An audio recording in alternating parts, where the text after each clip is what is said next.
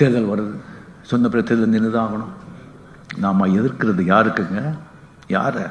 2 பெரிய ஜாம்பவான்கள் அசுர பலத்தோட இருக்காங்க. அசுர பலத்தோட. ஒரு பக்கம் பார்த்தீங்கன்னா 10 ஆண்டுகள ஆட்சியில் கிடையாது, மிகப்பெரிய ஆளுமை மிக்க தலைவர். இப்போ இல்லை,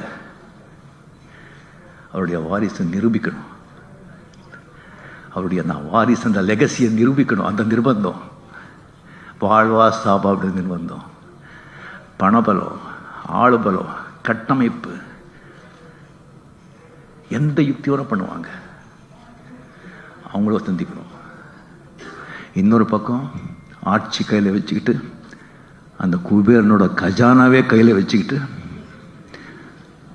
ஃபுல் கட்டமைப்பு.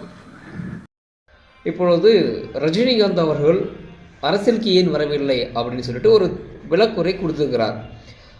இப்படி பயந்து கொண்டிருந்த ரஜினி அவர்களை இந்த மீடியாக்கள் தான் அன்றைக்கு தூக்கி வைத்து பெரிதாக கொண்டாடியது. அதற்கு காரணம் மீடியாவுக்கு தெரியும், எம்ஜிஆரோட ஜெயலலிதா அவர்களோட சினிமா துறையிலிருந்து வரக்கூடிய ஒரு நடிகருடைய வாழ்க்கை பயணம் அரசியல் முடிந்துவிட்டது என்று. பிறகு ஏன் அவர்கள் பெரிதாக காட்டினார்கள் என்றால், இந்த மக்களை மடமாற்றம் செய்ய வேண்டுமென்றே ஊடகத்துறை அது செய்தது. அதற்கு முக்கிய காரணம் திராவிட முன்னேற்ற கழகம். ஏன்னா அவர்களுக்கு தெரியும், ஒவ்வொரு கிராமத்திலையும் அதிகமான வாக்கு வங்கியை வைத்துக் கொண்டிருப்பது ஒன்று திராவிட முன்னேற்ற கழகம், இல்லை என்றால் அனைத்து அண்ணா திராவிட முன்னேற்ற கழகம்.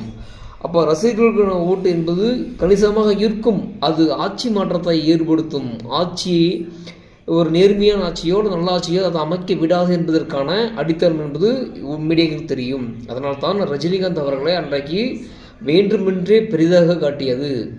இந்த மக்களுக்காக புதிதாக உருவாக்கக்கூடிய கட்சிகளான பாமகவையோ அல்லது நாம் தமிழர் கட்சிகளையோ அல்லது மற்ற கட்சிகளையோ இந்த ஊடகம் பெரிதாக காட்டாது என்பதற்கு ஒரு சிறந்த உதாரணம் தான் இன்றைக்கு ரஜினிகாந்த் அவர்களுடைய பேச்சு என்பதை இந்த மக்கள் தெளிவாக தெரிந்து கொள்ள வேண்டும்.